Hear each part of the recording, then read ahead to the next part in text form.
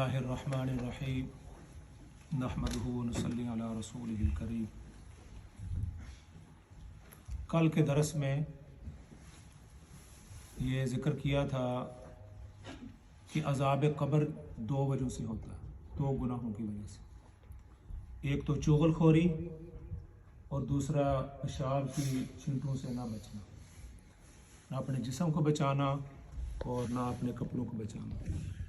یہ عذاب قبر کی دو وجوہات۔ وہ چغل خوری کی کل میں نے تعریف کی تھی کہ ایسی بات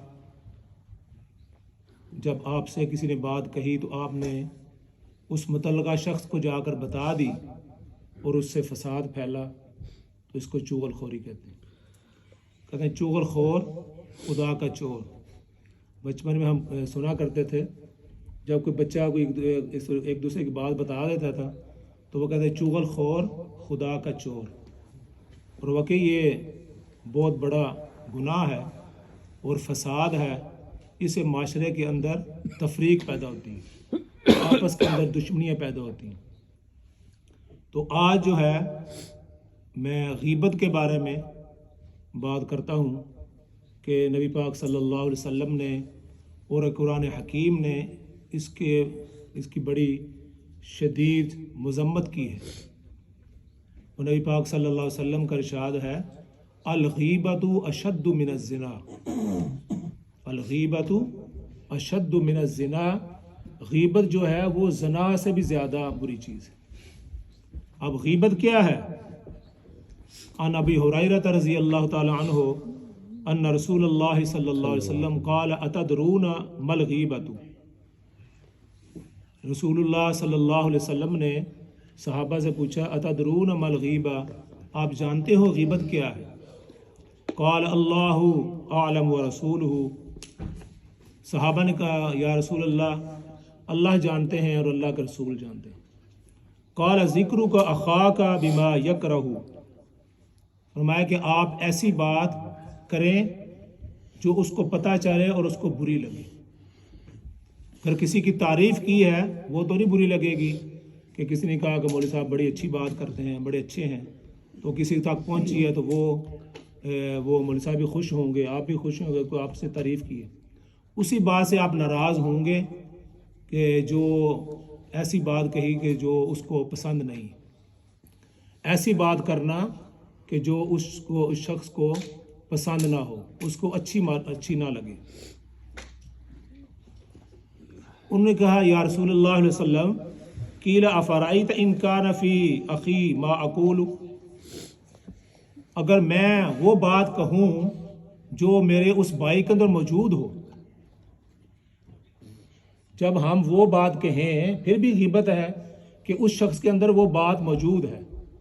مثال طور پر یہ بھی آدمی یہ بڑا بد اخلاق ہے، یہ بڑا متکبر ہے، یہ بڑا کنجوس ہے، یہ بڑا بزدل ہے، یہ سارے الفاظ حدیث کے اندر آتے ہیں، یہ اس کی تعریف ہے غیبت کی۔ تو ایسی بات کروں جو اس کے اندر موجود ہے کہ وہ اس طرح کی بات کرتا ہے، تو آپ صلی اللہ علیہ وسلم نے فرمایا اسی کا نام تو غیبت ہے۔ قال ان کان فیہ ما تقول فقد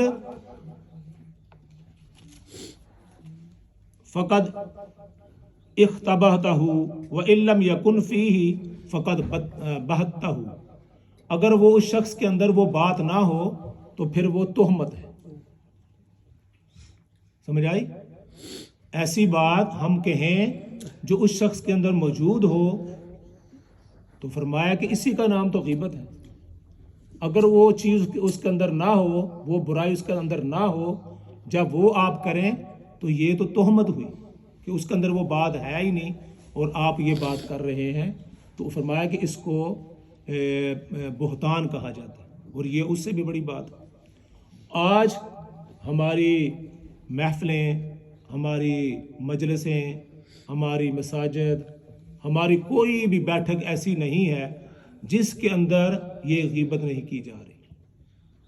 اور فرمایا کہ غیبت جو ہے وہ انسان کے بدن کے بارے میں، انسان کے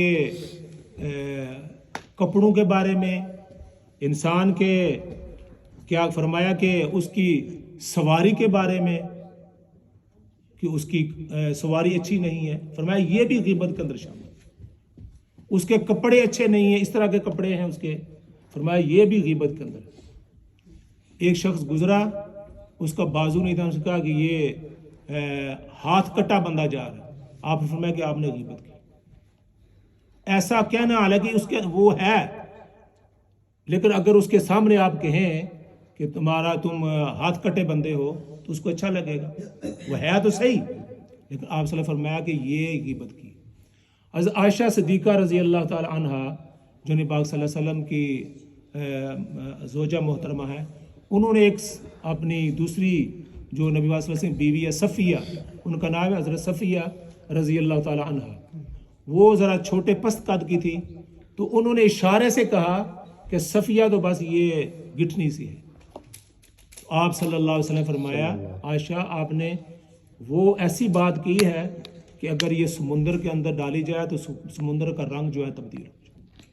اتنی بڑی بات، حالانکہ یہ کوئی اتنی بڑی بات نہیں تھی کہ وہ چھوٹے قد کی، لیکن آپ صلی اللہ علیہ وسلم نے اس پر بھی فرمایا کہ یہ آپ نے غیبت کی، اور اگر اس کے سامنے کی جائے تو اس کو اس کا دکھ ہو۔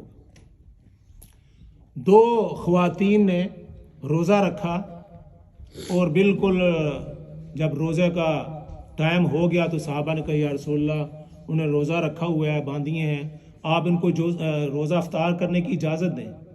تو آپ صلی اللہ علیہ وسلم نے فرمایا انہوں نے کون سا روزہ افطار کرنا، یہ سارا دن تو گوشت کھاتی رہی، یہ سارا دن تو گوشت کھاتی رہی ہیں، اور فرمایا کہ جاؤ ان کو کہو جا کر ذرا قے کریں، اور جب انہوں نے الٹی کی قے کی تو ان کے اندر سے خون نکلا، کہ آپ جو سارا دن روزہ رکھ کر غیبت کرتی رہیں دوسری خواتین کی، تو آپ صلی اللہ علیہ وسلم نے کہا جاؤ قے کرو، جب قے کی تو ان کے اندر سے وہ خون نکلا جیسے آدمی نے گوشت کھایا ہو۔ تو یہ غیبت، فرمایا کہ الغیبت اشد من الزنا، تو غیبت زنا سے زیادہ کیوں بری ہے، اس کی وجہ کیا ہے؟ فرمایا کہ زانی آدمی اللہ سے توبہ کر لیتا ہے، اللہ سے توبہ کر لیتا ہے، اللہ تعالیٰ اس کو معاف کر دیتے ہیں۔ کسی سے زنا ہوا، اس نے اللہ سے توبہ کی، اللہ تعالیٰ نے معاف کر دیا۔ اور فرمایا غیبت ایسی چیز ہے اس سے آدمی توبہ نہیں کرتا، اور اس کو پھر بار بار کرتا ہے۔ غیبت جو ہے اس سے توبہ بھی نہیں کرتا اور اس کو بار بار کرتا ہے۔ تو فرمایا کہ یہ اس لیے الغیبت اشد من الزنا، غیبت اس لیے زنا سے زیادہ بری۔ اللہ رب العزت نے یہ سورہ حجرات کے اندر اس کی ایک مثال بیان فرمائی، فرمایا کہ یا ایھا الذین آمنوا اجتنبوا کثیرا من الظن، اے ایمان والو گمانوں سے بچا کرو۔ کسی کے بارے میں آدمی گمان کرتا ہے کہ فلاں شخص بہت برا آدمی ہے، فرمایا ان بعض الظن اسم، گمان کرنا کسی کے بارے میں فرمایا یہ گناہ ہے، بعض گناہ جو گمان ہے، ان بعض الظن اسم، یہ جو گمان کرنے ہیں یہ گناہ کی چیز ہے۔ اور فرمایا آگے فرمایا ولا تجسسوا، اور کسی کی جاسوسی مت کرو، کسی کے گھر کے اندر کے حالات معلوم کرنے کی کوشش نہ کرو۔ اور آخری بات فرمایا یہ غیبت کا فرمایا ولا یغتب بعضکم بعضا، کوئی شخص کسی کی غیبت نہ کرے۔ قرآن کا بھی حکم اور نبی پاک صلی اللہ علیہ وسلم کا بھی حکم، اور اللہ رب العزت نے اس کی پھر آگے مثال بھی فرمائی ولا یغتب بعضکم بعضا، فرمایا کہ ایحب احدکم ان یاکل لحم اخیہ میتا، آپ کیا پسند کرتے ہیں کہ اپنے مردہ بھائی کا گوشت کھائیں؟ کیا ایحب احدکم ان یاکل لحم میتا، کہ آپ یہ اس چیز کو پسند کرتے ہیں کہ آپ اپنے مردہ بھائی کا گوشت کھائیں؟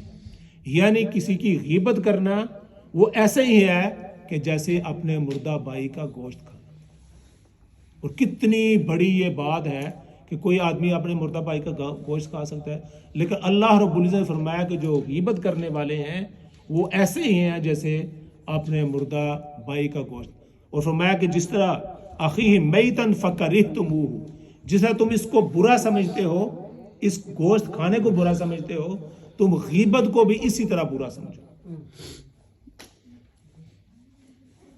لیکن گوشت کھانے کو تو برا سمجھا جاتا ہے، لیکن غیبت ہمارا سب سے مرغن غذا ہے، سب سے مرغن.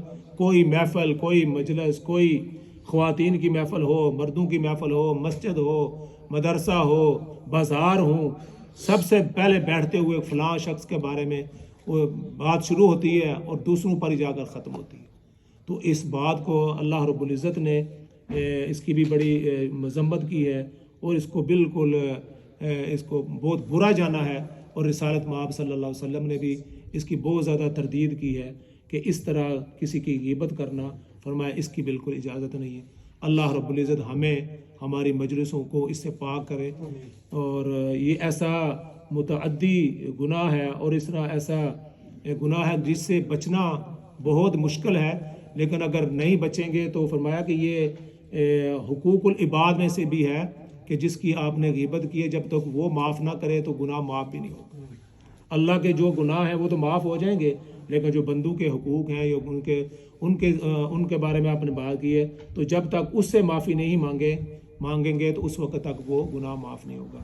اللہ رب العزت مجھے بھی اور آپ کو بھی اس سے بچنے کی توفیق عطا فرمائے. وآخر دعوانا ان الحمد للہ.